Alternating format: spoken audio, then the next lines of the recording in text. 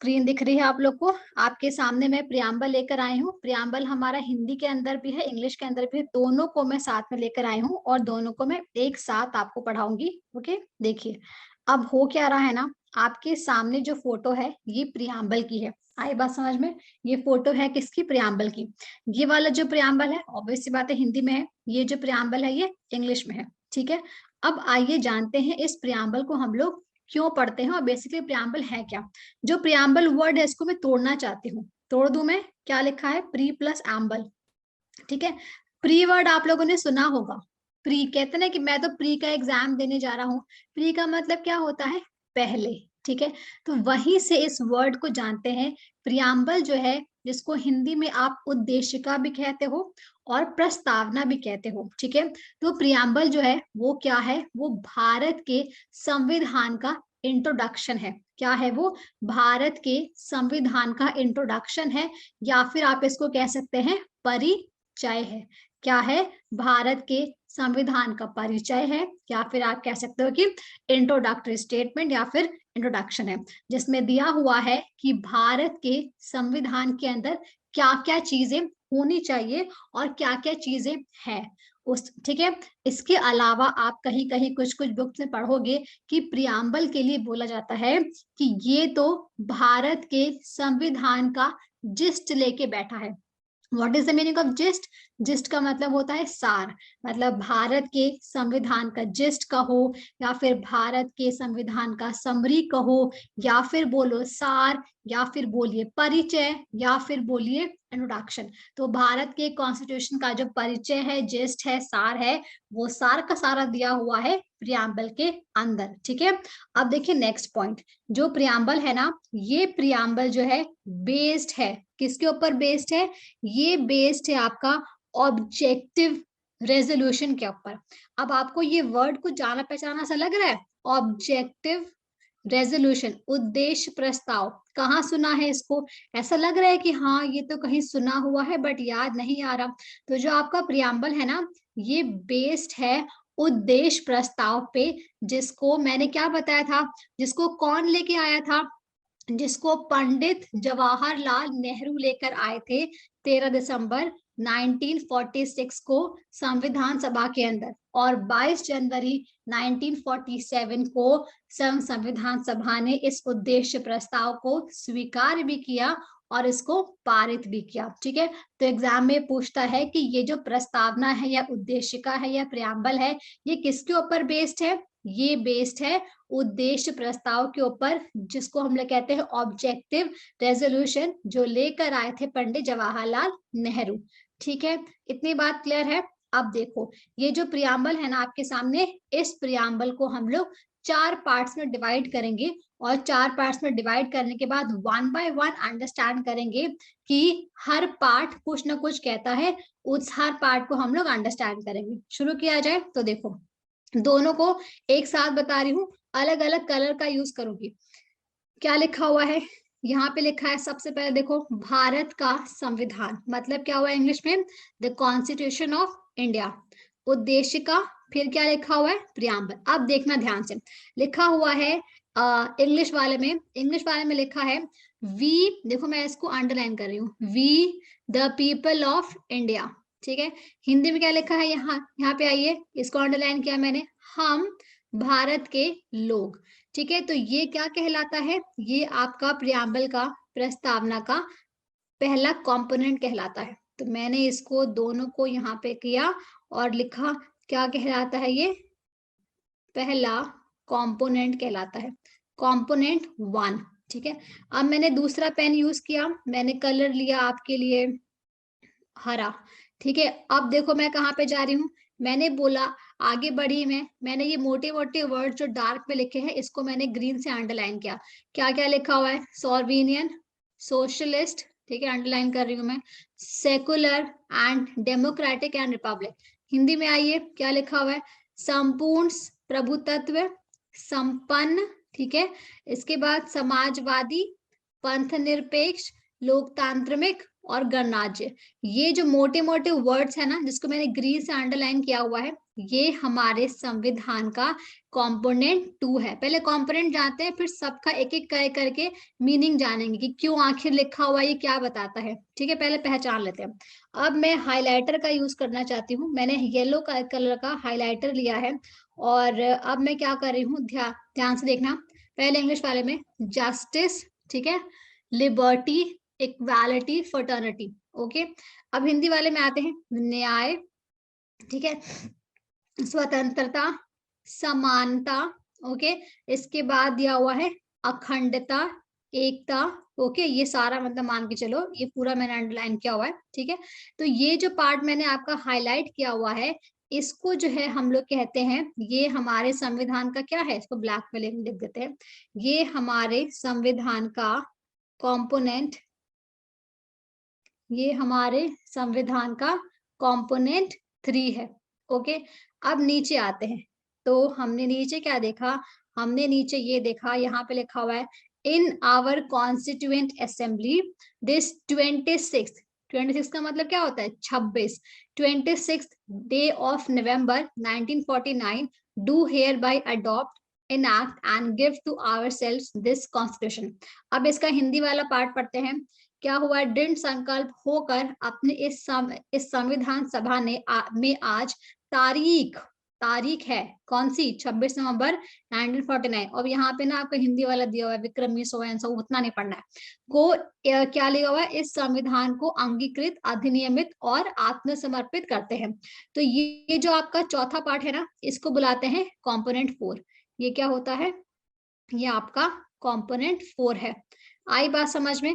अब हम लोग इन चारों कंपोनेंट के बारे में अंडरस्टैंड करते हैं कि इन चारों का फंक्शन क्या है। तो चलिए शुरू किया जाए। तो देखिए मेरी बात ध्यान से, जो पहला कंपोनेंट है ना, जो कह रहा है हम भारत के लोग, we the people of India, तो ये बताता है कि प्रियम्बल का सोर्स क्या है। सोर्स का मतलब होता है उत्पत्ति। जैसे नदियों की उत्पत्ति होती है ना, तो वैसे ही हमारे प्रियम्बल की उत्पत्ति कहाँ से हुई, हम भारत के लोग, we the people of India. तो वो क्या बताता है, सोर्स। ठीक है, मतलब उत्पत्ति। अब जो सेकंड कंपोनेंट है, जिसमें 5 मोटे मोटे वर्ड्स हैं, कौन कौन से, आपका sovereign, socialist, secular, democratic, republic. Hindi में संपूर्ण संपूर्ण प्रभुत्व संपन्न, समाजवादी, पंथ निरपेक्ष, लोकतांत्रिक, गणराज्य। ठीक है, तो ये क्या बताता है, ये हमारे कॉन्स्टिट्यूशन का, प्रियम्बल का चरित्र बताता है। चरित्र का मतलब क्या होता है, कैरेक्टर, या फिर मैं बोलूं नेचर, स्वभाव भी आप कह सकते हो। ठीक है, चरित्र भी कह सकते हो, स्वभाव, स्वभाव। ठीक है, भ है ये, स्वभाव क्या बताता है, हमारे संविधान का चरित्र, उसका नेचर, उसका कैरेक्टर या उसका स्वभाव। ठीक है, अब जो ये जो येलो में मार्क है आपके, जैसे कि जस्टिस हो गया, लिबर्टी हो गया, इक्वालिटी हो गया, फ्रेटर्निटी हो गया, तो न्याय होता है। जस्टिस का मतलब क्या होता है, न्याय। तो हमारे देश में न्याय, लिबर्टी और आपका ये स्वतंत्रता, सामान्यता, ये सब क्या है, ये सब जो कंपोनेंट नंबर 3 है, ये उद्देश्य है। ये क्या है आपका, ये आपका संविधान का उद्देश्य है। उद्देश्य का मतलब क्या होता है, ऑब्जेक्टिव। ऑब्जेक्टिव क्या होता है, जो चीज हम हासिल करना चाहते हैं, हम लोग जो हासिल करना चाहते हैं उसको क्या कहते हैं, एम कहते हैं, ऑब्जेक्टिव कहते हैं, उद्देश्य कहते हैं। तो वो हमारा कंपोनेंट नंबर 3 है। तो हमारे प्रियम्बल का क्या उद्देश्य है, जस्टिस मिले। कैसा जस्टिस मिले, आपको कैसा न्याय मिले, सामाजिक, मतलब यहाँ पे कोई भी जाति धर्म के नाम पे, ठीक है, रंग रूप के नाम पे कोई भी हम लोग यहाँ पे पक्षपात ना करें।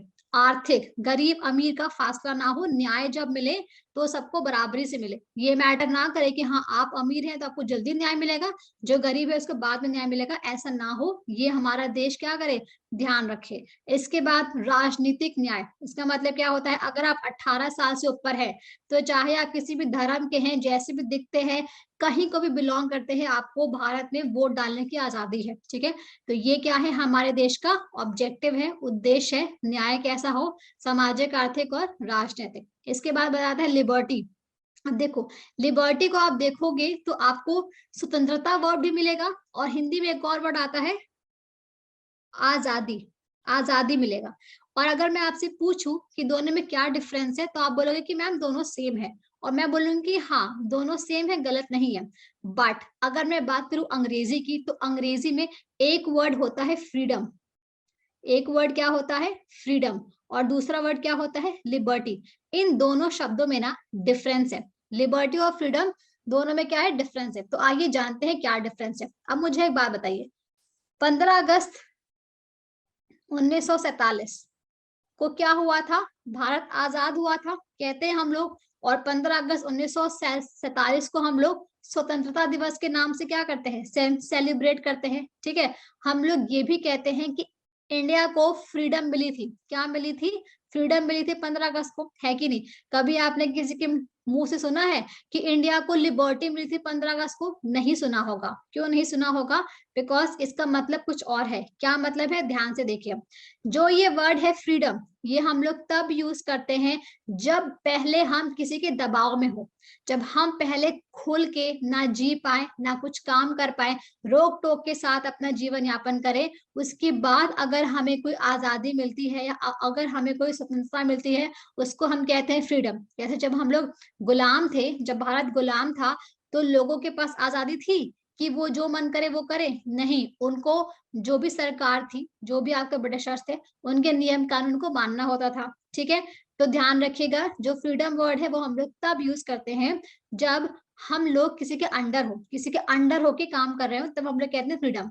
और वही लिबर्टी वर्ड का यूज वहां पे करते हैं जहां पे हम किसी के अंडर नहीं है, हम फ्री हैं, हमारा जो मन हम वो करें। ठीक है, तो ऐसी आजादी जो हमें इस प्रोसेस के बाद मिले, जिस प्रोसेस में हम किसी के अंडर थे, उस आजादी को हम कहते हैं फ्रीडम।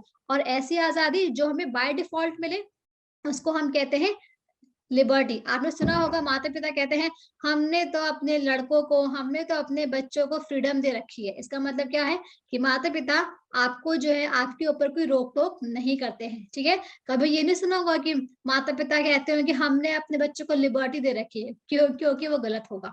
आई बात समझ में। ठीक है, अब आते हैं नेक्स्ट वर्ड इक्वालिटी। इक्वालिटी का मतलब होता है समानता। तो हमारा प्रियम्बल कहता है कि भारत के लोगों को समानता का अवसर मिलेगा। मतलब ये नहीं कि तुम उसके हो तो तुमको जो है जॉब नहीं मिलेगी, तुम इधर के हो तो नहीं मिलेगी, तुम ऐसे हो वैसे हो तो नहीं मिलेगी, नहीं। अगर आप पर्टिकुलर जो क्राइटेरिया है, जो मिनिमम क्राइटेरिया है, उसको आप फॉलो करते हो, तो आपको जो है भारत में इक्वालिटी का, समानता का अधिकार है। ठीक है, अब जो नेक्स्ट वर्ड है वो है आपका फ्रेटर्निटी, जिसका मतलब होता है भाईचारा। तो हमारे देश में भाईचारा हो, सब लोग मिलजुल के रहे, प्रेम भाव से रहे, तो हमारे भारत में क्या होगा, एकता होगी, अखंडता होगी। तो ये चीज को करने के लिए हम लोग बंधुता, बंधुता को कहते हैं हम लोग फ्रेटर्निटी, इसको बढ़ावा देंगे। ठीक है, और देते भी हैं। तो ये चारों क्या है हमारा, ये चारों जो मोटे मोटे वर्ड्स हैं हमारे देश के संविधान के प्रियम्बल के क्या है, ऑब्जेक्टिव है, मतलब कि उद्देश्य है। ये हमारा देश हासिल कर रहा है और करना चाहता है। ठीक है, अभी तक कोई दिक्कत है, आई थिंक नहीं। अब आते हैं फोर्थ कंपोनेंट पे। फोर्थ कंपोनेंट बहुत सिंपल है, तारीख। तो यहाँ पे क्या दिया हुआ है, जो फोर्थ कंपोनेंट है इसके अंदर दी हुई है तारीख, कि किस दिन हमारे देश के संविधान को वो किया गया था, अडॉप्ट किया गया था। ठीक है, अपनाया गया था। तो वो तारीख क्या है, 26 नवंबर 1949। आई बात समझ में, ये सारी बातें क्लियर है कि कौन सा आपका कंपोनेंट 1 है वो क्या कहता है, कंपोनेंट 2 क्या कहता है, कंपोनेंट 3 और कंपोनेंट 4 क्या बोलता है। अब तक क्लियर है। जो प्रियम्बल है वो किसके ऊपर बेस्ड है, वो ऑब्जेक्टिव रेजोल्यूशन, उद्देश्य प्रस्ताव के ऊपर बेस्ड है, जिसको कौन लेकर आया था, पंडित जवाहरलाल नेहरू। चले आगे, आइए आगे बढ़ते हैं। अब देखो, ये मैंने आपको मतलब ये मैंने जानबूझ के अलग से मैं लेकर आई हूँ, क्यों, क्योंकि कहानी में हल्का सा ट्विस्ट है। तो वो ट्विस्ट क्या है, ध्यान, वो ट्विस्ट क्या है, ध्यान से देखो। अब तक कोई दिक्कत तो नहीं है ना, मैं आगे चलूं, मैं चल रही हूँ आगे। अब याद करो वो दिन, मुझे बताओ, आप मुझे बताइए 26 नवंबर 1949 को क्या हुआ था। 26 नवंबर 1949 को हमने क्या किया था, अपने संविधान को क्या किया था, अपनाया था। क्या किया था, अपनाया था। और जरा मुझे बताइए 26 जनवरी 1950 को हमने क्या किया था, 26 जनवरी 1950 को हमने अपने संविधान को लागू किया था। अब मेरी बात ध्यान से सुनिएगा, हम लोगों ने 26 जनवरी 1950 को अपने संविधान को क्या किया था? लागू किया था। तो जिस दिन हम लोगों ने अपने संविधान को लागू किया था, उस दिन हमारे प्रियम्बल में 3 ऐसे वर्ड्स हैं जो नहीं थे। वो 3 वर्ड्स कौन है? मैं उनको अंडरलाइन करती हूँ। तो जिस दिन हमने हमारे संविधान को लागू किया था 26 जनवरी 1950 को, उस समय हमारे संविधान में सोशलिस्ट वर्ड, ठीक है, सेकुलर वर्ड, ठीक है, एंड इंटेग्रिटी वर्ड कहाँ गया? ये रहा। ये तीनों वर्ड्स जो है इस समय नहीं थे। इसका हिंदी क्या है? यहाँ पे आइए, इसका हिंदी है, देखो इसको मैं चलो येलो से कर दूं कि कोई और कलर करूं? ग्रीन से करती हूँ। वो कौन कौन से वर्ड हैं देखो, समाजवादी, ठीक है, पंथ निरपेक्ष, ठीक है, और उसके बाद क्या है आपका? अखंडता। समझ में आया? तो ये 3 वर्ड ऐसे थे जब हमने अपने संविधान को लागू किया, उस टाइम ये 3 वर्ड हमारे संविधान में जो है वो नहीं थे। अब प्रश्न ये उठता है, अगर ये वर्ड्स नहीं थे तो अचानक से कैसे हमारे संविधान के अंदर आ गए? चले हम लोग तो देखिए हुआ क्या था। ये बात है तब जब हमारे देश की प्रधानमंत्री थी श्रीमती इंदिरा गांधी, ठीक है। तो उन्होंने क्या किया? श्रीमती इंदिरा गांधी जी ने 42वां संविधान संशोधन किया। क्या किया? 42वां संविधान संशोधन किया 1946 में, मतलब इमरजेंसी के दौरान। आपातकाल लगा था देश में और मैडम जी लेकर आ गई क्या? संविधान संशोधन, बहुत ढेर सारे। तो 42वां संविधान संशोधन श्रीमती इंदिरा गांधी ने किया, और इस अमेंडमेंट के द्वारा उन्होंने क्या किया? प्रियम्बल में सोशलिस्ट, सेकुलर और इंटीग्रिटी नामक वर्ड्स को ऐड किया।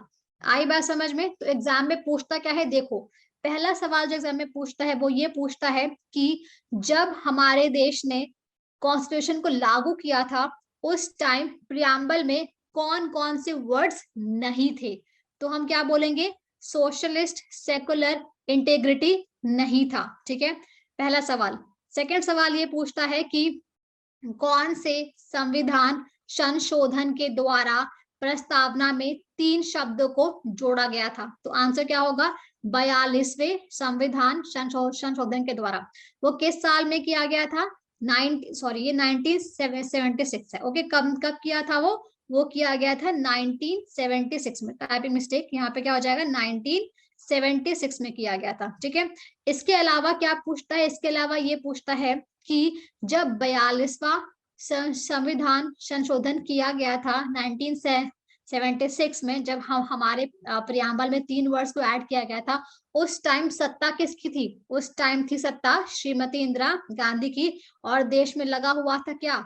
आपातकाल, मतलब इमरजेंसी, ठीक है, कोई दिक्कत। चले आगे। तो ये 3 वर्ड्स आपको ध्यान रखने हैं। कब किया गया था ऐड, ये ध्यान रखना है। कौन सा अमेंडमेंट था, ये ध्यान रखना है। चलिए आगे।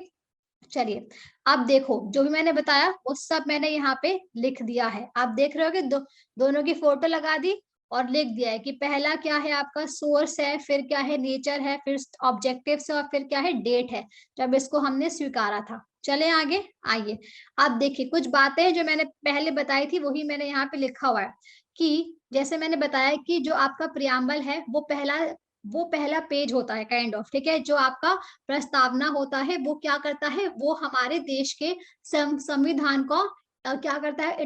इंट्रोडक्शन देता है, ठीक है। और अमेरिका जो है वो पहला ऐसा देश है जिसने अपने संविधान को प्रियम्बल से शुरू किया था। और आज के जमाने में बहुत सारे ऐसे देश हैं जिनके पास अपना संविधान है, उनका संविधान जो है वो प्रियम्बल से खुलता है, ठीक है। इंडिया का भी जो संविधान है वो किससे खुलता है? किससे शुरुआत होती है? उसकी शुरुआत होती है प्रियम्बल से, ठीक है। इसके अलावा मैं बता चुकी हूँ कि जो प्रियम्बल है वो पंडित नेहरू का जो उद्देश्य संकल्प था उसके ऊपर आधारित है। और साथ के साथ ये उद्देश्य संकल्प जो था, ऑब्जेक्टिव रेजोल्यूशन जो पंडित नेहरू का था, जब उसको पास किया गया 22 जनवरी 1947 में, तो ये ऑब्जेक्टिव रेजोल्यूशन उस संविधान सभा के हर मेंबर का उद्देश्य हो गया था। मतलब हर मेंबर जो है उनके इस उद्देश्य प्रस्ताव से बड़ा ही खुश था और सपोर्ट किया था, और इसको क्या किया था? एक्सेप्ट करके पारित किया था, ठीक है। चलिए आगे। अब देखिए, अब जो है एक बहुत बड़ा क्वेश्चन जो है वो उठता है ये जो लिखा हुआ है ये मत पढ़ना, मैं समझाती हूँ फिर उसके बाद इसको पढ़िएगा। तो आपको प्रश्न दिख रहा है, क्वेश्चन क्या कहता है, ये इंपॉर्टेंट है, आपसे पूछते भी हैं। पूछता ये है कि बताइए जो प्रियम्बल है क्या वो भारत के संविधान का हिस्सा है? It's a big question. क्या वो भारत के संविधान का हिस्सा है? आइए जानते हैं। तो देखिए मेरा क्वेश्चन क्या है, मेरा क्वेश्चन ये है, प्रियम्बल प्रियम्बल क्या इंडियन प्रियम्बल क्या इंडियन कॉन्स्टिट्यूशन का पार्ट है? ये मेरा क्वेश्चन है, प्रियम्बल क्या इंडियन कॉन्स्टिट्यूशन का पार्ट है? आइए इसके बारे में जानते हैं। ठीक है, हैंडराइटिंग थोड़ी चली गई है बहते हुए पानी की तरह, तो समझिएगा, कोई बात नहीं, हम लोग को अंडरस्टैंड करना है। ठीक है, तो क्वेश्चन क्या है, क्या प्रियम्बल भारत के संविधान का पार्ट है? आइए जानते हैं। इसके लिए मैं आपको लेके जाने वाली हूँ बहुत पहले। चलेंगे, कब जा रहे हैं हम लोग कहाँ जा रहे हैं? 1960 में। हम लोग कहाँ पहुंच गए? 1960 में। और 1960 में एक केस हुआ था जिसका नाम है बेरूबारी यूनियन केस। अब बेरूबारी यूनियन केस क्या है, ध्यान से देखिएगा। ठीक है, बेरूबारी जो है एक जगह का नाम है। बेरूबारी क्या है? बेरूबारी एक जगह का नाम है। ओके, प्लेस का नाम है, एक प्लेस का नाम है, एक जगह का नाम है। और आज के जमाने में यह जो जगह है, ये जगह भारत में नहीं जबकि भारत के पड़ोसी देश बांग्लादेश में पाई जाती है। ठीक है, तो ये जो बेरूबारी है ये क्या है? ये एक स्थान का नाम है। वो स्थान कहाँ पाया जाता है? वो स्थान अभी कहाँ पाया जाता है? बांग्लादेश में। बट 1960 की बात की जाए तो 1960 में जो बांग्लादेश था वो नहीं बना था। क्यों? बिकॉज बांग्लादेश कब बना है? 1971 के अंदर बना है। तो 1960 में जो आपका ये था बेरूबारी, ये उस टाइम किसका हिस्सा था? ये उस टाइम पूर्वी पाकिस्तान का हिस्सा था। ठीक है, तो हुआ क्या था, बेरूबारी जैसे कि मैंने बताया एक इलाका है, एक जगह है। तो पंडित नेहरू से, जो कि हमारे फर्स्ट प्राइम मिनिस्टर थे, उनसे एक मिस्टेक हो गई। उन्होंने क्या किया, उन्होंने भारत के संविधान के अनुच्छेद 2-3 का यूज करके जो बेरूबारी की जगह थी वो दे दी पूर्वी पाकिस्तान को। इससे क्या हुआ, एक्चुअली उनसे गलती हो गई थी। ठीक है, उनको शायद संविधान अच्छे से नहीं समझ में आया। ठीक है, तो उनसे गलती हो गई।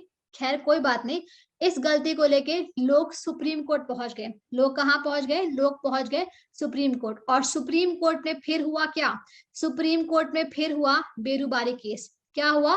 बेरूबारी केस हुआ। तो बेरूबारी केस ने सुप्रीम कोर्ट ने बोला, सुप्रीम कोर्ट ने क्या बोला? बेरूबारी केस में सुप्रीम कोर्ट ने बोला, सुप्रीम कोर्ट ने बोला बेरूबारी केस में कि जो प्रियम्बल है ना, क्या बोला? बोला कि प्रियम्बल कॉन्स्टिट्यूशन, प्रियम्बल जो है वो कॉन्स्टिट्यूशन का पार्ट, प्रियम्बल जो है वो कॉन्स्टिट्यूशन का पार्ट नहीं है। क्या बोला? बेरूबारी केस में सुप्रीम कोर्ट ने क्या बोला कि प्रियम्बल जो है वो कॉन्स्टिट्यूशन का, संविधान का हिस्सा नहीं है। इसलिए इसलिए प्रियम्बल में इसलिए प्रियम्बल में क्या नहीं हो सकता? इसलिए प्रियम्बल में संशोधन, इसलिए प्रियम्बल में संशोधन को कहते हैं इंग्लिश में अमेंडमेंट। इसलिए प्रियम्बल में संशोधन, दैट इज अमेंडमेंट, नहीं नहीं किया नहीं किया जा सकता। आई बात समझ में? I repeat, see, Berubari case में क्या हुआ? बेरूबारी केस जो 1960 का है उसमें क्या हुआ? उसमें ये हुआ कि सुप्रीम कोर्ट ने बोला कि जो प्रियम्बल है ना, प्रस्तावना, ठीक है, उद्देश्य का, वो हमारे भारत के संविधान का हिस्सा नहीं है। इसलिए हम लोग प्रियम्बल के अंदर अमेंडमेंट, संशोधन नहीं कर सकते हैं। ठीक है, कोई दिक्कत है? ओके, अब क्या हुआ? अब एक और केस आता है, जो केस आता है आपका केशवानंदा भारती केस। ठीक है, एक सेकेंड, उसका नाम क्या है? केशवानंदा भारती केस। केशवानंदा भारती कौन थे मैं बता दूं आपको। केशवानंदा भारती एक मठ के पुजारी थे, या फिर मैं मान के चलो मठाधीश्वर थे। इनको जानते हो? योगी आदित्यनाथ। योगी आदित्यनाथ क्या है? योगी आदित्यनाथ जो है वो नाथ संप्रदाय के महंत हैं। ठीक है, एक मंदिर है आपके गोरखपुर में जिसका नाम है गोरखनाथ मंदिर, वो उसके क्या है, वो उसकी मठाधीश है। तो वैसे ही केशवानंदा भारती केस केरला में एक मठ था, उसके मठाधीश थे। तो उनका एक केस है ये 1973 का। इस केस में मैं बता दूं बहुत स्पेशल केस है। केशवानंदा भारती केस की पिछले साल मतलब कि 2020 में सितंबर के महीने में डेथ हो गई थी। ठीक है, सितंबर में हुई थी, कब हुई थी मैं श्योर नहीं हूँ, पर पिछले साल उनकी डेथ हो गई थी। ठीक है, तो केशवानंदा भारती केस अब तक के भारत के इतिहास का ऐसा केस है जिसमें सबसे ज्यादा जजेस बैठे थे। कितने बैठे थे? 13 जज बेंच थी। ठीक है, तो केशवानंदा भारती केस में 13 जजों की बेंच जो थी वो बैठी थी।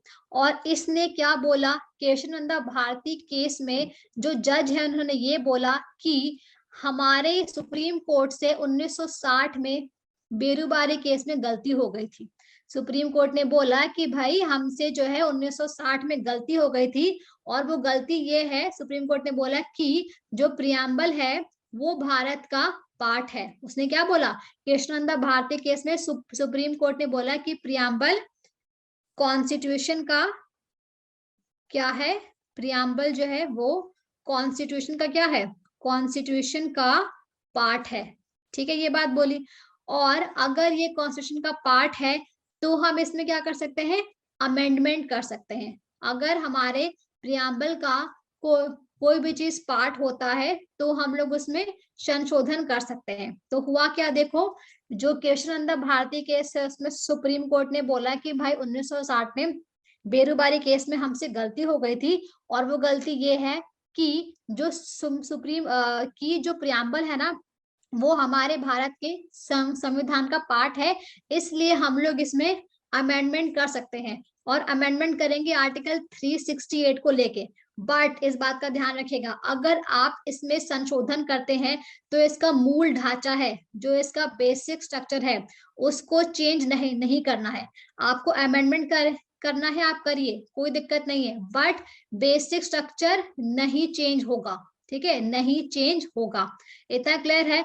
अब देखो, अब मुझसे ये पूछो कि आखिर ऐसा हुआ क्या कि सुप्रीम कोर्ट ने अचानक से ये बोल दिया कि जो प्रियम्बल है वो संविधान का पार्ट है।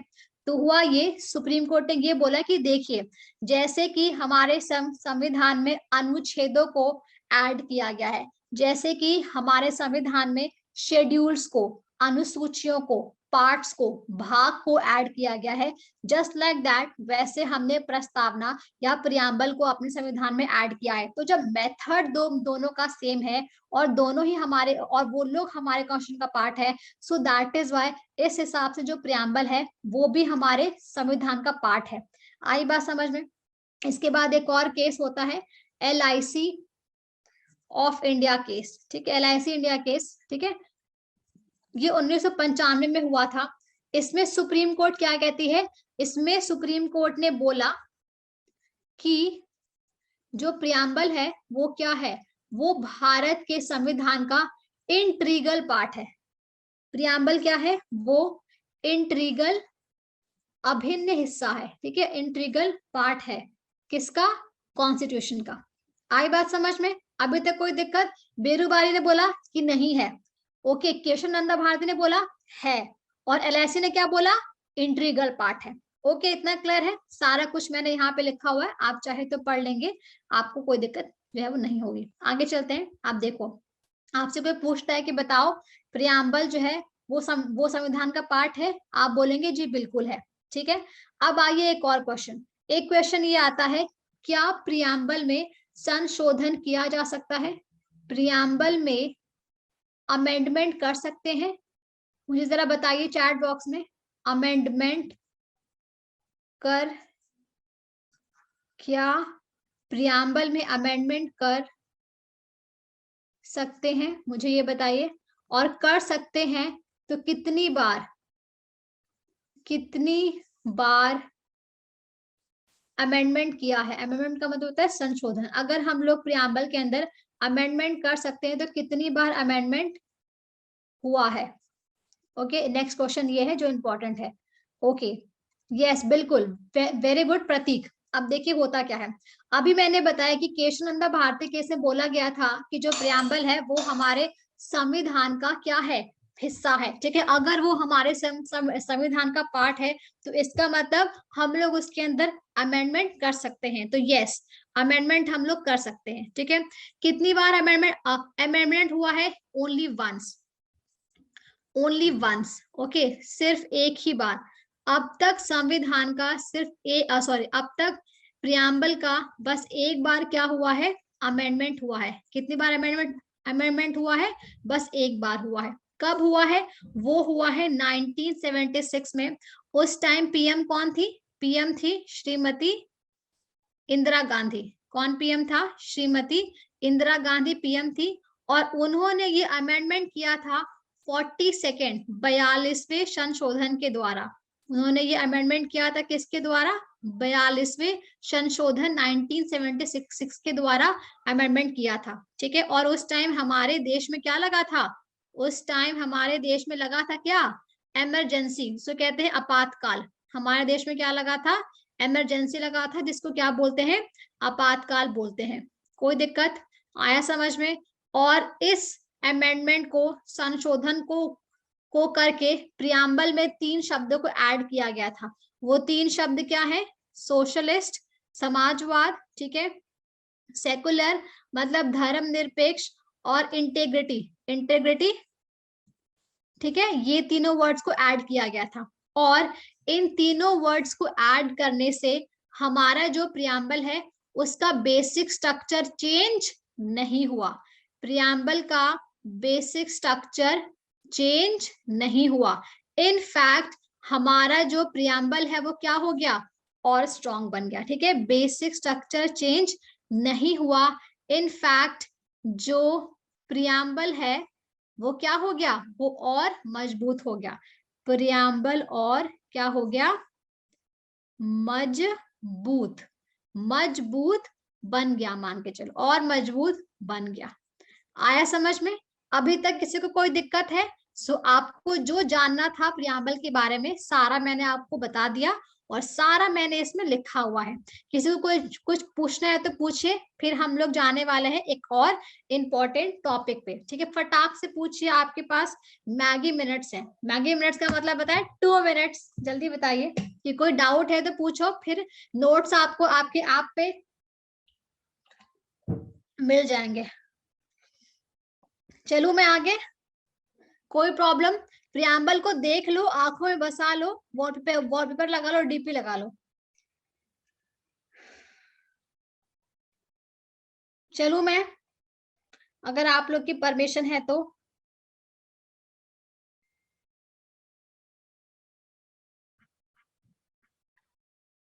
कोई कुछ बोल नहीं रहा, सो गए क्या सब? अब मैं जा रही हूँ, अब मैं जा रही हूँ। ओके, दैट्स गुड, कोई दिक्कत नहीं है ना? That's fine. अब हम लोग जाने वाले हैं नेक्स्ट टॉपिक पे, जो भी बड़ा ही इंपॉर्टेंट है। आइए आपको लेके चलती हूँ उसके पास। उसका नाम क्या है? सेलेंट फीचर, सेलेंट फीचर कराते हैं ना? हाँ चलो, ये कराते हैं, बहुत ईजी है। तो आप लोगों को क्या मेरी स्लाइड दिख रही है? Can you see my screen? से यस और no. Can you see my screen? क्या लिखा है जरा हेडिंग बताना। Can you see my screen? मेरी स्क्रीन दिख रही है? आई थिंक हाँ दिख रही है। चलिए, अब जो पढ़ने वाले है उसका नाम क्या है? भारत के संविधान की मुख्य विशेषताएं, मतलब कि salient features of the constitution. अब आप मुझसे पूछेंगे कि मैम ये सेलिएंट फीचर्स क्या होता है? हिंदी का तो हम समझ गए, इसका मतलब क्या होता है? फोन खरीदने जाते हैं, है ना? जब फोन खरीदने जाते हैं तो दुकानदार क्या बोलता है? सर आपके फोन में, मतलब ये वाले फोन में ना इतना मेगापिक्सल का कैमरा है, इसमें सर इतना जीबी रैम है, इसमें ये फीचर्स है, वो फीचर्स है। मतलब जब आप कोई सामान खरीदते हो तो आप उसकी स्पेशलिटी को देखते हो। उसी स्पेशलिटी को हम लोग क्या कहते हैं? कहते हैं सेलिएंट फीचर्स। ठीक है, आर्टिकल्स तब हो, देखो कौन पूछा था क्वेश्चन? आर्टिकल्स बाबा तब होगा जब ये पूरा हो जाएगा। ठीक है, अभी हमारा सेलेंट फीचर होगा, उसके बाद जो हमने चीजें बोरो की हैं वो हम लोग पढ़ेंगे, ठीक है, फिर हम लोग जो है आर्टिकल्स पे जाएंगे। ओके, चलिए, तो अब हम लोग क्या पढ़ने वाले हैं, भारत के संविधान की मुख्य विशेषता। इसको बस क्या करना है पता है, इसको बस भजन कीर्तन की तरह सुनना है, जैसे बाबा जी लोग प्रवचन देते हैं ना, वैसा ही सुनना है, बट ध्यान से सुनना है। क्यों? बिकॉज उसमें कॉन्सेप्ट है, उन कॉन्सेप्ट को जानना है। ओके, और कभी कभी उन कॉन्सेप्ट में से क्वेश्चन पूछा जाता है। तो चलिए इसको स्टार्ट करते हैं, शुरू किया जाए, आइए। तो इधर जो पिंक में लिखा हुआ है वो हमारा इंग्लिश में लिखा हुआ है, और इधर जो हमारा ब्लैक में लिखा हुआ है वो हिंदी में लिखा हुआ है, ठीक है। तो देखिए, पहला जो फीचर है वो ये है कि भारत का संविधान लिखित है। अब आप मुझसे पूछेंगे लिखित है मतलब क्या हुआ, इसका मतलब क्या होता है? इसका मतलब ये होता है, देखो, आपके मन में ये आ रहा होगा कि अच्छा, मतलब भारत का संविधान कहीं लिखा हुआ है, कुछ ऐसे देश होंगे जिनका संविधान जो है वो लिखा हुआ नहीं होगा, ऐसा बिल्कुल भी नहीं है, ठीक है। बात क्या है, देखिए, लिखित संविधान या फिर रिटन कॉन्स्टिट्यूशन, इसका ये मतलब होता है कि जो चीजें हैं ना वो सिस्टमैटिक ढंग से लिखी गई है। जैसे कि आप अपनी बुक्स खोलते हो तो उसमें लिखा होता है चैप्टर 1 इस पेज से इस पेज तक है, चैप्टर 2 इस पेज से इस पेज तक है, ठीक है। तो इसीलिए रिटन क्वेश्चन का मतलब होता है कि जो चीजें हैं उसमें वो सारी की सारी सिस्टमैटिक मैनर में लिखी हुई है, उसको कहते हैं रिटन कॉन्स्टिट्यूशन।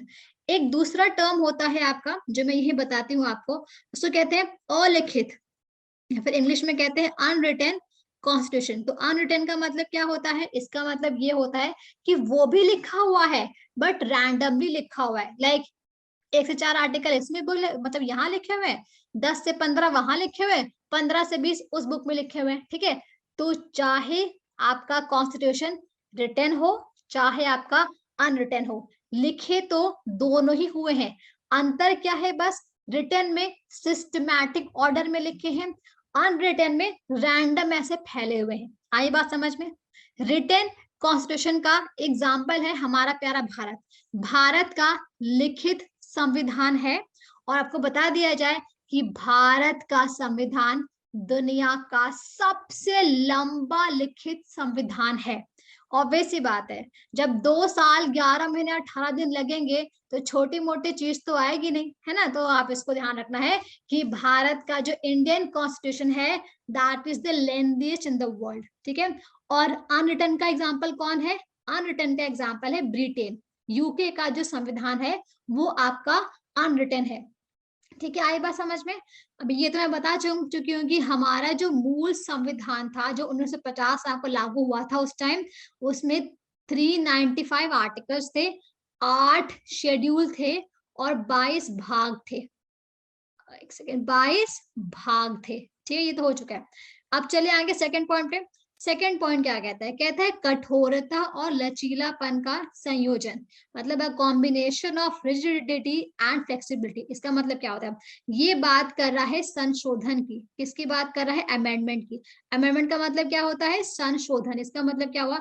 हमारे देश में संशोधन करना इतना आसान भी नहीं है और इतना मुश्किल भी नहीं है। अगर मैं आसान और मुश्किल कह रही हूँ तो मैं किससे कंपैरिजन में कह रही हूँ? बात क्या है, देखो, अगर मैं बात करूं अमेरिका की, अगर मैं बात करूं किसकी? यूएसए की, तो यूएसए का जो संविधान है ना, इसको संशोधन करना बड़ा ही मुश्किल है। यूएसए के संविधान में संशोधन करना क्या है? डिफिकल्ट है। और वहीं अगर मैं बात करूं यूके की, यूके मतलब क्या होता है? ब्रिटेन। और ब्रिटेन की मैं बात करूं तो ब्रिटेन के संविधान को संशोधन करना आसान है। तो भारत का जो संविधान है ना वो बीच में है, मतलब ना ही यूएसए की तरह बड़ा ही टफ है इसको संशोधन करना, और ना ही ब्रिटेन की तरह बड़ा ही आसान है। तो वही हमने मिक्स एंड मैच कर दिया है, ना ज्यादा तीखा ना ज्यादा मीठा, मिक्स है, ठीक है। ओके, तो ये चीज कह रहा है। अब देखो, ऐसे संविधान जिसको संशोधन करना मुश्किल होता है उसको हम लोग कहते हैं रिजिड कॉन्स्टिट्यूशन, ठीक है। कठोर संविधान जिसका होता है वो कौन कौन सा देश है? America, Switzerland, Australia. ओके, और जिसका लचीला है, जिसका फ्लेक्सिबल है, मतलब उसमें बड़े ही आसानी से आप चाहे तो संशोधन कर सकते हैं, वो है आपका ब्रिटेन का। ठीक है, आई बात समझ में? चलिए आगे बढ़ते हैं। नेक्स्ट जो आपका कॉन्सेप्ट है वो है फेडरल पॉलिटी, हिंदी में कहते हैं संघीय राजनीति। इसको प्लीज ध्यान से सुनना, इसमें एक बहुत इंपॉर्टेंट वर्ड है जो बच्चे जो है सुनते नहीं है और कंफ्यूज हो जाते हैं। फेडरल पॉलिटी का मतलब क्या होता है, आपको पता होगा कि हमारे देश में एक सेंट्रल गवर्नमेंट है जिसको हम लोग यूनियन या फिर संघ भी कहते हैं। इसके नीचे आती है स्टेट गवर्नमेंट, जिसको क्या कहते हैं, राज्य सरकार कहते हैं। ठीक है, सो आपको पता होगा कि केंद्र पे होती है सेंट्रल गवर्नमेंट, उसके बाद हर राज्य में अपनी अपनी सरकार जो है वो होती है, वो अपने अपने राज्य के ही मैटर के बारे में बात करती है, उसी से डील करती है। ठीक है, तो भारत में एक ऐसी प्रणाली है जो कैसी है, जो अर्ध संघीय है, जिसको हम लोग कहते हैं इंग्लिश में क्वाजी फेडरल, या फिर कहीं कहीं इसको क्वाजाई फेडरल भी बोला जाता है। अब आप मुझसे बोलेंगे मैम फेडरल तो ठीक है कि यूनियन और स्टेट है, बट ये क्वाजाई फेडरल या फिर अर्ध संघीय क्या होता है? तो ध्यान से देखना, अर्ध संघीय या फिर क्वाजी फेडरल, इसका मतलब ये होता है कि आपके देश में फेडरल सेटअप है, मतलब आपके देश में केंद्र भी है और राज्य भी है, बट इसके अलावा बात क्या है कि स्टेट के पास अपने कानून है, अपनी जो है वो एरिया है, अपने पावर है। सेम चीज आपके आपके सेंट्रल के पास भी है, बट क्वाजी फेडरल या फिर अर्ध संघीय वह होता है जहां पे केंद्र और राज्य होने के बावजूद जो केंद्र सरकार होती है उसके पास शक्तियां ज्यादा होती हैं। ठीक है, तो ऐसा ढांचा, ओके, ऐसी संघीय व्यवस्था जहां पे हमारे पास दो स्पष्ट सरकार के सेट है। ओके, एक आपका सेंट्रल, एक आपका केंद्र और एक आपका राज्य। इन दोनों के होने के बावजूद भी जो आपका यूनियन होता है, जो आपका केंद्र होता है, उसके पास ज्यादा शक्तियां होती हैं, ज्यादा पावर होती है कंपेयर टू स्टेट। इस प्रक्रिया को, इस फॉर्मेशन को, इस चीज को हम लोग कहते हैं अर्धसंघीय, मतलब कि क्वाजाई फेडरल। आया समझ में? कोई दिक्कत? इंपॉर्टेंट है, इसको पढ़ लेना एक बार। बहुत से बच्चों को ये नहीं पता होता है, कंफ्यूज करते हैं वो। तो भारत में यही है, क्वाजी फेडरल है, स्टेट और सेंटर दोनों है, बट पावर कौन है, पर जो पावरफुल है वो कौन है, वो है आपका सेंट्रल। आगे बढ़ते हैं, जो नेक्स्ट फीचर है वो आपका पार्लियामेंट्री डेमोक्रेसी। इसका मतलब क्या है, हमारे देश में जो हेड होता है, नॉमिनल जो हेड होता है वो कौन होता है, वो होता है प्रेसिडेंट। ठीक है, अगर मैं बात करूं राष्ट्रपति की, तो अमेरिका का जो राष्ट्रपति है उसकी पावर और भारत का जो राष्ट्रपति है उसकी पावर, दोनों की पावर में जमीन आसमान का फर्क है, और दोनों के मेथड में भी क्या है, बहुत फर्क है। ठीक है, बिकॉज अमेरिका में, यूएसए में क्या है, अमेरिका में पार्लियामेंट्री डेमोक्रेसी नहीं है, वहां पे क्या है, वहां पे प्रेसिडेंशियल फॉर्म है। वहां पे क्या है, वहां पे प्रेसिडेंशियल फॉर्म है। बट यहाँ पे क्या है, इंडिया में पार्लियामेंट्री है, और इंडिया ने ये पार्लियामेंट्री डेमोक्रेसी किस देश से लिए, ब्रिटेन से लिए। बट हल्का सा डिफरेंस है, मैंने क्या क्या बोला था, इंडिया ने हर चीज दूसरे देश से कॉपी नहीं की है, वहां से लेसन लेके अपने देश के अकॉर्डिंग सेट करके रखा है।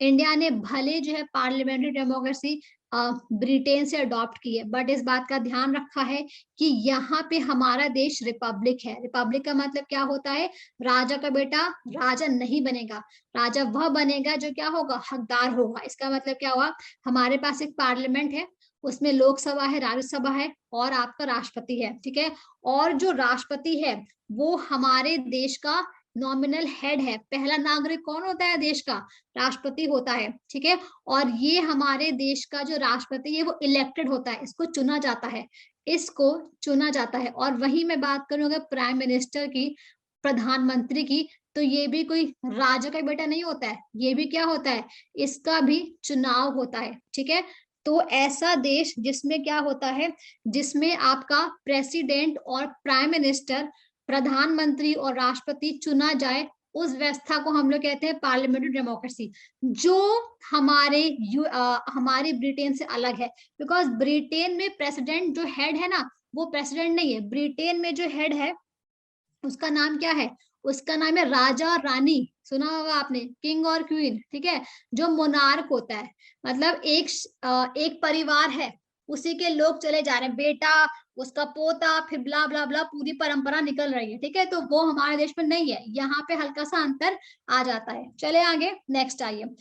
फंडामेंटल राइट्स और फंडामेंटल ड्यूटीज, ये भी हमारे संविधान का एक फीचर है। फंडामेंटल राइट्स मौलिक अधिकार, फंडामेंटल ड्यूटीज मौलिक कर्तव्य क्या होते हैं, पढ़ेंगे हम लोग जब पढ़ेंगे आर्टिकल्स। ओके, आर्टिकल्स में अच्छे से आएगा, तो मैं इसको यहाँ वहां बता दूंगी। फिर आता है डीपीएसपी, इसको कहते हैं डीपीएसपी। ओके, डीपीएसपी इंग्लिश में, हिंदी में क्या बोलते हैं, राज्य की नीति निर्देशक सिद्धांत। अब ये क्या है, देखो, ये जो आपका डीपीएसपी है ना, खैर इसको भी हम लोग अच्छे से पढ़ेंगे। यहाँ पे देख लो क्या है, डीपीएसपी को हमारे संविधान में ऐड करने के पीछे जो कारण था वो ये था कि हम लोग ये चाहते थे कि हमारा जो देश है वो वेलफेयर स्टेट हो। वेलफेयर स्टेट का मतलब क्या हो, कल्याणकारी बात करें, ये नहीं कि जो बस अमीर है वही अमीर होते जाए, नहीं, यहाँ पे हर तरह के, हर नीचे तबके के जो लोग हैं उनको भी क्या मिले, उनको भी समानता मिले।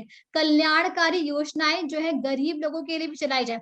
ऐसा ना हो कि जो धन हो वो सिर्फ और सिर्फ अमीरों के हाथ में हो, नहीं, ऐसा ना हो। तो इस चीज के लिए हमने क्या किया, अपने देश के अंदर वेलफेयर स्टेट हो, तो हम लेकर आए हैं डीपीएसपी, मतलब राज्य के नीति निर्देश और सिद्धांत। क्योंकि मैं बता दूं, हमारे देश में जो आपका संविधान बना उसमें इंपॉर्टेंट रोल पंडित नेहरू ने भी, पंडित जवाहरलाल नेहरू ने भी जो है प्ले किया था। पंडित नेहरू जो है वो वेलफेयर स्टेट के कॉन्सेप्ट से बड़ा ही खुश थे, उनको बहुत ही पसंद था ये कॉन्सेप्ट, ठीक है। आगे बढ़ते हैं, फिर देखिए हमारे देश में क्या है, एकल एक एकीकृत न्यायिक प्रणाली, मतलब सिंगल इंटीग्रेटेड जुडिशियल सिस्टम। अब आप कहेंगे मैम ये तो इतना कठिन कठिन वर्ड है, न्यायिक है, प्रणाली है, एकल है, इसका मतलब क्या होता है। इसका मतलब ये होता है कि अगर मान लीजिए हमारे देश, हमको पता होगा टॉप नंबर पे कौन आता है, सुप्रीम कोर्ट, ठीक है। इसके बाद कौन आता है, इसके बाद आता है इसके नीचे अपने अपने स्टेट्स के हाई कोर्ट, फिर आता है आपका डिस्ट्रिक्ट कोर्ट या फिर सेशन कोर्ट आता है, ठीक है। तो जो जुडिशरी है ना, अगर आप एससी में अगर आप इसमें जाते हो सेशन कोर्ट में या फिर डिस्ट्रिक्ट कोर्ट में, इसमें आप हार गए या फिर आप इसके जो रिजल्ट है इससे सेटिस्फाई नहीं हो, तो फिर आप कहाँ अपील करते हो, इसमें करते हो ना, हाई कोर्ट में। इसमें भी मान लो आप सेटिस्फाई नहीं हो तो कहाँ जाते हो, सुप्रीम कोर्ट में जाते हो। तो मतलब ऑर्डर है पूरा, इसी को हम लोग कहते हैं एकल एकांकृत न्यायिक प्रणाली, ठीक है। फिर आता है इंडिपेंडेंस ऑफ जुडिशरी, मतलब जो न्यायपालिका है वो स्वतंत्र है, वो किसी के मतलब घर की नहीं है। मतलब क्या हुआ, जो न्यायपालिका जो जुडिशरी है इसमें जो हम लोग नियुक्ति करते हैं, वो हम लोग क्या करते हैं, जो डिजर्विंग कैंडिडेट होती है उसकी नियुक्ति करते हैं। और जो आपको जो जुडिशरी है ये आपकी जो पॉलिटिशियन होते हैं उनसे अलग होती है, ठीक है। तो इसलिए हम लोग कहते हैं कि हमारे देश में जो जुडिशरी है वो कैसी है, इंडिपेंडेंट है, न्यायपालिका स्वतंत्र है। अब आती है सिंगल सिटीजनशिप, मतलब एकल नागरिकता। अगर आप भारत के नागरिक हैं तो आप किसी और देश के नागरिक नहीं हो सकते, और जिस पल आपने भारत का नागरिक होते हुए किसी और देश की नागरिकता को लिया, उसी पल आपके भारत की नागरिकता समाप्त हो जाती है, ठीक है, ध्यान रखिएगा। इसके बाद हमारे देश में क्या है, यूनिवर्सल अडल्ट फ्रेंचाइज। इसका मतलब क्या हुआ, अगर आप हमारे देश में 18 साल से ऊपर के हैं तो आपको चाहे आप किसी भी रंग के हो, आप किसी भी रूप के हो, आप किसी भी कास्ट कम्युनिटी किसी के भी हो, 18 साल से ऊपर है तो आपको वोट डालने का अधिकार है। इसी को हम लोग बोलते हैं यूनिवर्सल अडल्ट फ्रेंचाइज। आपको ये बात पता है, भारत इकलौता एकमात्र ऐसा देश है जिसने जब संविधान को लागू किया तो इस फीचर को ऐड किया। भारत ने ये नहीं देखा कि कौन हिंदू है, कौन मुस्लिम है, कौन औरत है, कौन मर्द है, कौन अमीर है, कौन गरीब है, कौन पढ़ा लिखा है, कौन अनपढ़ है। अगर पहले तो ये जो एज थी वोट डालने की वो 21 साल थी। अगर ये मैं बात करी 1950 की, अगर आप 21 साल के थे उस टाइम तो इररिस्पेक्टिव ऑफ एवरीथिंग आपको वोट डालने का अधिकार था। फिर हम लोगों ने इसको 1999 में 21 साल से करके 18 साल कर दी, ठीक है। तो ये चीज हमारे देश में थी, बट मैं आपको बता दूं, सुन के बहुत हैरानी होगी आपको, यूके, ब्रिटेन में और अमेरिका में वोट डालने का अधिकार ना पहले औरतों को नहीं था। औरत छोड़ो, अगर कोई आदमी अनपढ़ है ना उसको भी नहीं था, वो छोड़ो, उसमें भी मतलब कैटेगरी थी, अगर मजदूर है वोट नहीं, आप नहीं डालेंगे, आप इस रंग के आप वोट नहीं डालेंगे। बट भारत ने ये सब नहीं किया, उसने डायरेक्टली ओके वन गो में, एक बार में ही सबको वोट डालने का अधिकार दिया, उसको हम लोग कहते हैं मताधिकार का अधिकार दिया, उसको हम लोग कहते हैं यूनिवर्सल अडल्ट फ्रेंचाइज। ठीक है, इसके बाद भारत में एक और सुविधा है, उसको कहते हैं आपातकाल का प्रावधान। वो 3 तरह का होता है, पढ़ेंगे आगे। ठीक है, इमरजेंसी के प्रोविजन। ठीक है, सो ये था हमारी क्लास के बारे में। ओके, जहाँ पे हमने आज प्रियम्बल देखा और सेलेंट फीचर देखा। एक काम करते हैं, अगर कोई डाउट है तो पूछो, फिर जो नेक्स्ट टॉपिक है हमारा उसके बाद हम लोग वो पढ़ेंगे एंड देन हम लोग आर्टिकल्स पे जाएंगे। चले आगे, तो किसी को कोई डाउट है तो पूछो, बाकी मैं इसका जो पीडीएफ है वो आपके ग्रुप पे पहुंचा दूंगी, आपके ग्रुप कह रही हूँ उस पे दे दूंगी, क्या बोलते हैं उसको, ऐप पे। ठीक है, कोई दिक्कत दिक्कत है तो पूछिए।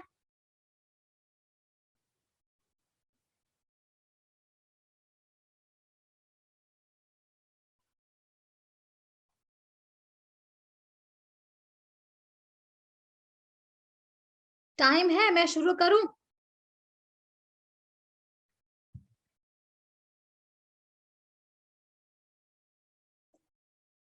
ओके, चलिए, आप सबको happy Diwali.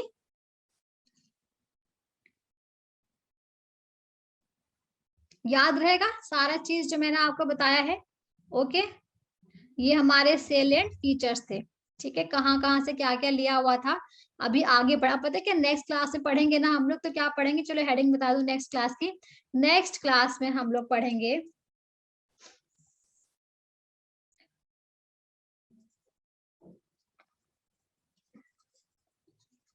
Sources of the Indian constitution. मतलब हमने अपने देश में, अपने संविधान में, ठीक है, कहाँ से क्या क्या लिया है, किस देश से क्या क्या बोरो किया हुआ है, ये सब हम लोग देखेंगे इस चैप्टर के अंदर। ठीक है, कोई दिक्कत किसी को? सबको याद रहेगा प्रियम्बल क्या होता है क्या नहीं होता? चलो मेरा एक सवाल बताओ। My question is my question is in which year, okay, किस साल में कौन से संविधान संशोधन के द्वारा प्रस्तावना प्रियम्बल में वर्ड्स को जोड़ा गया? इसके साथ साथ आपको ये बताना है कौन कौन से ऐसे वर्ड्स थे जिनको हम लोगों ने ऐड किया था संविधान संशोधन के द्वारा प्रियम्बल के अंदर। तो इसे बताइए चैट बॉक्स में, जल्दी जल्दी जल्दी। It's very quick, it's very easy, बहुत ही इजी है जो मैंने आप लोगों को से क्वेश्चन पूछा हुआ है। बी क्विक, जल्दी बताइए। सिंपल है, ज्यादा टफ नहीं है, कर सकते हैं आप लोग। इतना पूछा है कि किस साल में हमारा प्रियम्बल में संशोधन किया गया था, वो संशोधन का नंबर क्या था, एंड यूजिंग दैट अमेंडमेंट हम लोगों ने प्रियम्बल के अंदर कौन से वर्ड्स को ऐड किया था। आई एम सॉरी प्रतीक कुमार, मैंने चीख चीख के बताया हुआ है। मुझे लगता है प्रतीक ने शायद टाइपिंग मिस्टेक किया है, प्रतीक है ना? It is not 1971, I am sorry, it's 1976। ये डेट तो अपने मतलब बर्थडे के डेट ना याद रहे, बट ये डेट तो याद रहे। बर्थडे की डेट भले मत याद रखिए। 42nd amendment 1976। और आपको एक बात बताऊं, 42nd अमेंडमेंट 1946 को हम लोग मिनी कॉन्स्टिट्यूशन के नाम से भी बुलाते हैं। इतना ज्यादा इंदिरा गांधी जी ने इसमें करा दिया था ना संशोधन कि क्या बताया जाए। लोगों ने बोला कि भैया ये तो मिनी कॉन्स्टिट्यूशन है। ठीक है, हाँ बिल्कुल। कौन कौन सा, देखो नहीं सुनो मेरी बात प्रतीक, ऑर्डर में बताना। देखो प्रतीक, मुझे पता है आपको आता है, बट आपने देखो मिक्स कर दिया है, दिस इज रॉन्ग। ओके, आपका जो प्रियम्बल है ना उसके साथ छेड़खानी मत करना कि इंटीग्रिटी को पहले लगा दिए, सेकुलर को पहले लगा दिए, नहीं। वो आपके मन से नहीं बना है, वो किसी ने बना के उसको कॉपी, वो पूरा सेट है, उसके ऊपर कॉपीराइट है। तो जैसे वो लिखा गया है उसको वैसे ही लिखना है। ये नहीं कि मेरा मन तो मैं पहले लिखूं, वो नहीं, ऑर्डर मेंटेन करना है। सबसे पहले सॉर्वेनियन है तो वही आएगा, उसके बाद सोशलिस्ट है तो वही आएगा, उसके बाद सेकुलर है तो वही आएगा। ये ऑर्डर आपको मेंटेन करना है, ठीक है। वही चीज आपको नीचे वाले वर्ड्स के लिए भी करना है। आपका जस्टिस कैसा हो, सामाजिक, उसके बाद आर्थिक आएगा, उसके बाद क्या आएगा, राजनीतिक आएगा। ये नहीं कि मुझे तो राजनीति पसंद है तो मैं पहले वो लिखूंगा, नहीं, गड़बड़ हो जाएगा, ध्यान रखिएगा, ठीक है। ये छोटी छोटी बातें हैं जो बच्चे ना गलती कर। No need to be sorry, learn from your mistakes. यहाँ पे गलती हो रही है, अच्छी बात है, ठीक है। तो चलिए काम करते हैं, हम लोग नेक्स्ट क्लास में मिलते हैं। इसका मैं नोट्स आपको आपके लिए भिजवा दूंगी, पढ़ लीजिएगा। तो मिलते हैं नेक्स्ट क्लास में, और फिर हम लोग जो नया टॉपिक है उसको डिस्कस करेंगे। तब तक के लिए सबको ऑल द बेस्ट एंड जय हिंद, जय हिंद, जय भारत, और सब लोगों को धनतेरस की बधाई। God bless you all, bye bye.